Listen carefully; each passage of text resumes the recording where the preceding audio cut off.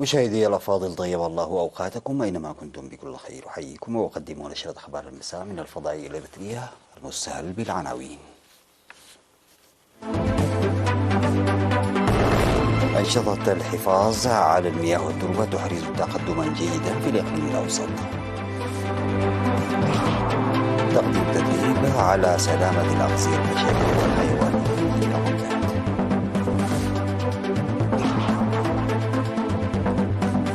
دورة تدريبية حول سلامة المرور في الإقليم الأوسط. رئيس الوزراء العراقي في دمشق بأول زيارة له منذ 13 عاما. روسيا تتهم أوكرانيا بالهجوم على جسر القرم في مشاركة أمريكية وبريطانيا. تسارع النمو الصيني رغم صعوبة الظروف.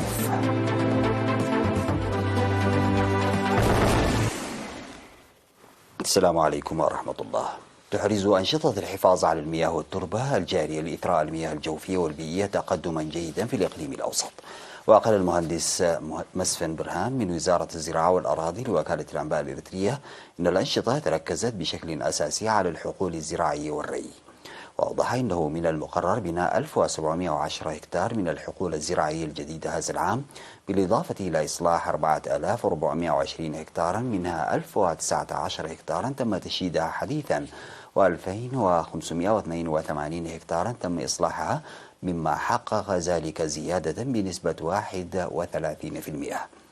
وعلى الرغم من خطة زراعة 314 هكتارا من المظلات في المحمية سنويا، فقد تم الانتهاء من 57 هكتارا في 6 أشهر، ويرجع ذلك أساسا إلى أن معظم زراعة المظلات تتم خلال أشهر الخريف. كما قالت قوات الدفاع وشركات البناء وجمعيات المحاربين القدام والحملة الصيفية الطلابية التنموية.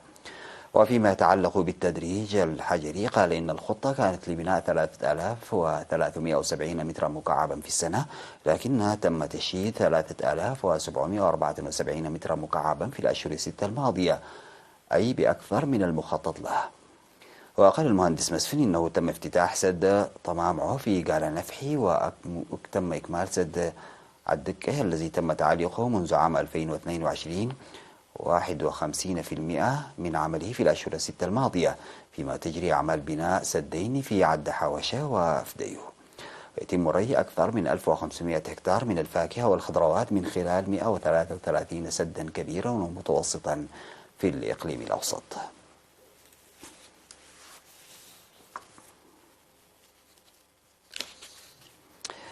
تم إجراء تدريب على سلامة الأغذية البشرية والحيوانية في أغردات في 11 و12 من يوليو، نظمته وحدة رقابة ثروة المحاصيل والحيوانات.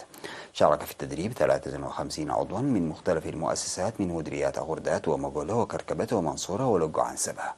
وحث رئيس الوحدة برهان هيلا ميكائيل المجتمع على اتباع رقابة قوية على المبيدات الكيميائية، لأنها ضرورية لسلامة الأغذية البشرية والحيوانية.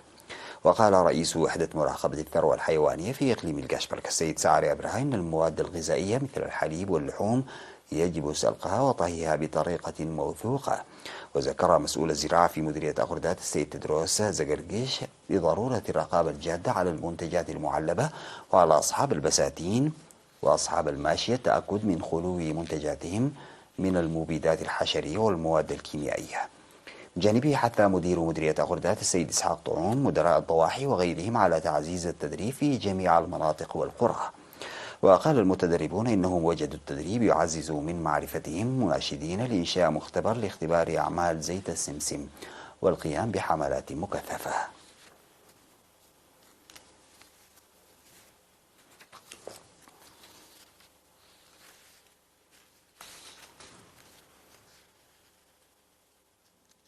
قدمت جمعية سلامة المرور والطرق بالتعاون مع شرطة المرور في الإقليم الأوسط دورة تأهيلية ل 168 طالبا مشاركا في الحملة التنموية الصيفية استغرقت أسبوعا واحدا.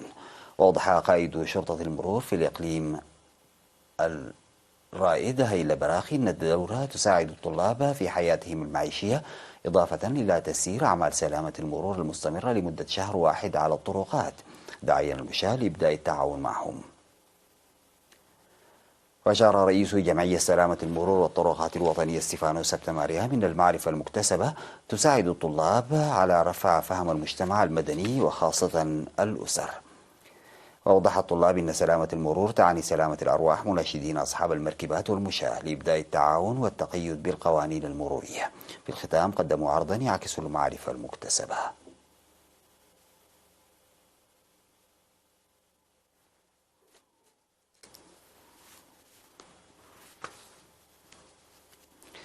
ناقش مدير ومشرفو المنطقة الفرعية في فورو عملية التدريس والتغيب والتعليم في مديرية فورو. ووفقا للتقرير المقدم في الاجتماع فإن 8% من الطلاب المسجلين على جميع المستويات في العام الدراسي 2022-2023 قاطعوا مائدة التعليم لأسباب مختلفة، وبقي 13% ونجح 79%. وقال رئيس مدارس المديرية الأستاذ إسماعيل علي محمد إنهم يعملون مع الشركاء لتعزيز عملية التدريس والتعلم بشكل عام وتقليل معدل المقاطعة خاصة الطالبات في المدارس الثانوية بشكل خاص، داعيا المدارس بالتعاون مع أولياء الأمور للتعرف على الأسباب وتقديم التقرير إلى إدارات الضواحي. ودعا المشاركون إلى تشجيع الأطفال الذين تتراوح أعمارهم بين 5 و14 عاما ممن هم خارج المدرسة في جميع الضواحي للالتحاق بالمدرسة، وكبح الوقت الضائع بسبب الهجرة في بداية المدرسة ونقص الكتب والمدرسين وصيانة المدارس التي يتعين إصلاحها وبناء فصول إضافية للمدارس النامية من حيث المستوى.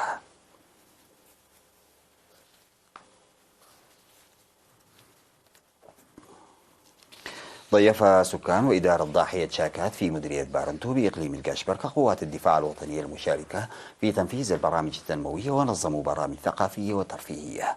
وذكرت مديرة الضاحية السيدة جريتا بادي دور قوات الدفاع الوطنية في إرساء حياة اجتماعية تنعم بالرخاء والسخاء، مشيرة إلى أن الأعمال التنموية المنجزة في إنشاء مشاريع مياه شرب وشق طرق خير شاهد على ترابط الجيش والشعب.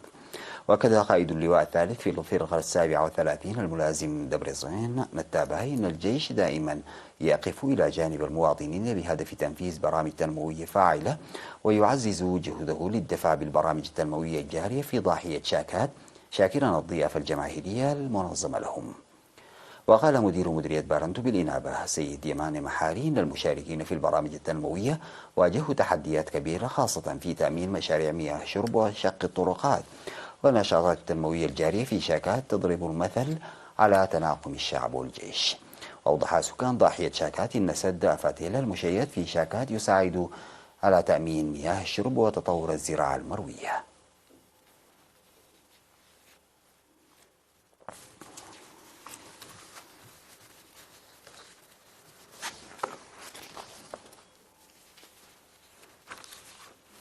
بعد الفاصل سادتي يعود بالأخبار الخارجية.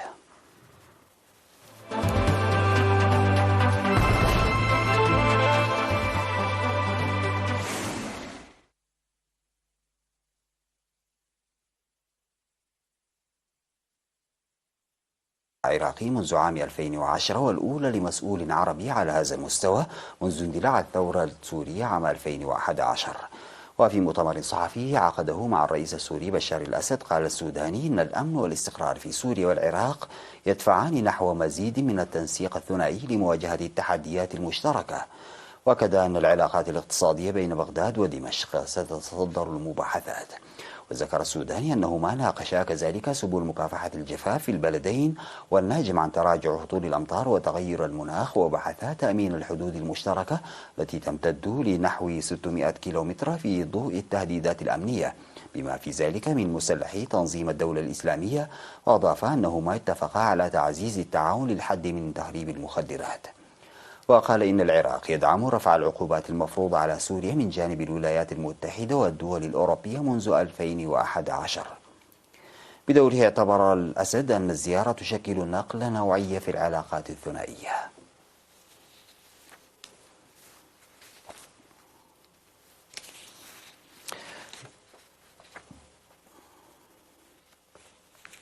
اتهمت السلطات الروسية أوكرانيا بالمسؤولية عن الهجوم الذي تعرض له جسر القرم باستخدام مركبات بحرية مسيرة. وقالت المتحدثة باسم الخارجية الروسية ماريا زخاروفا إن الهجوم على جسر القرم نفذه نظام كييف الإرهابي، وإن قرار مهاجمة الجسر اتخذه مسؤولون أوكرانيون بمشاركة أمريكية وبريطانية. وأكدت سلطات شبه جزيرة القرم الموالية لروسيا تعرض جسر القرم الذي يربط شبه الجزيرة بالبر الأوكراني لهجوم ممن وصفته بنظام كييف الإرهابي. وقالت وزارة الصحة في منطقة كراسنودار الروسية أن شخصين قتلا وجرح ثالث جراء الهجوم، في حين أكد رئيس لجنة الشؤون الدولية في مجلس الاتحاد الروسي أن كييف تحفر لنفسها حفرة عميقة بهجومها على جسر القرم.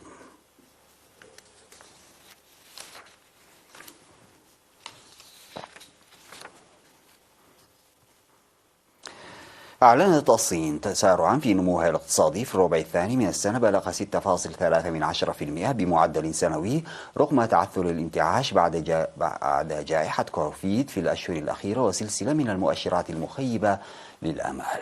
وكان محللون توقعوا نموا أقوى بلغ 7.1% بعد ارتفاع بلغ 4.5% خلال الربع الأول في ثاني أكبر اقتصاد عالمي بعد رفع القيود الصحية المفروضة في إطار مكافحة جائحة كوفيد. إلا أن الانتعاش ما بعد الجائحة الذي يتأخر في بعض القطاعات يميل إلى التباطؤ. وعرفت مبيعات التجزئة المؤشر الرئيسي لاستهلاك الأسر في يونيو تباطؤا جديدا على ما أظهرت أرقام مكتب الإحصاءات الوطني.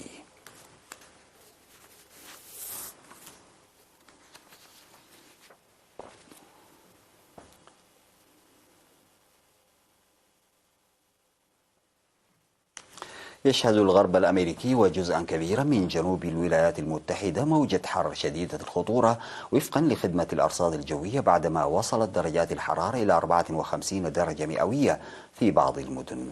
وسجل النظام الآلي لهيئة الطقس الأمريكية في وادي الموت الممتد بين ولايتي كاليفورنيا ونيفادا أعلى مستوى يومي لدرجات الحرارة، إذ وصلت إلى 54 درجة مئوية أي نحو 129 فهرنهايت. وتم تسجيل أعلى درجة حرارة في المكان على الإطلاق في 10 من يوليو من عام 1913، حيث سجل المؤشر 56.6 درجة مئوية، وكانت تعتبر أعلى درجة حرارة عالمية سجلت على الإطلاق. ويعتبر وادي الموت واحدا من أحر الأماكن وأكثرها جفافا في أمريكا الشمالية.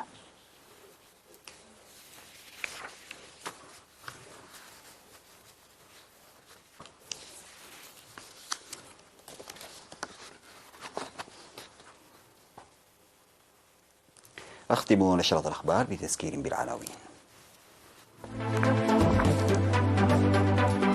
أنشطة الحفاظ على المياه والتربة تحرز تقدما جيدا في الإقليم الأوسط.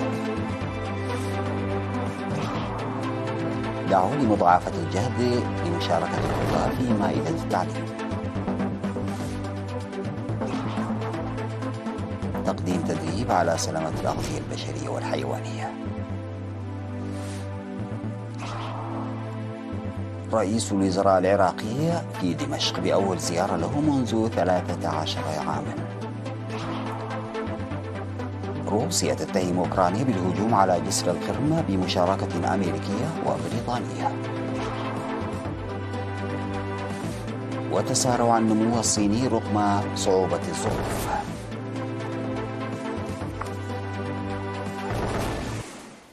انتهت نشرة الأخبار قدمتها لحضراتكم من الفضائية الإرثية. السلام عليكم ورحمة الله تعالى وبركاته.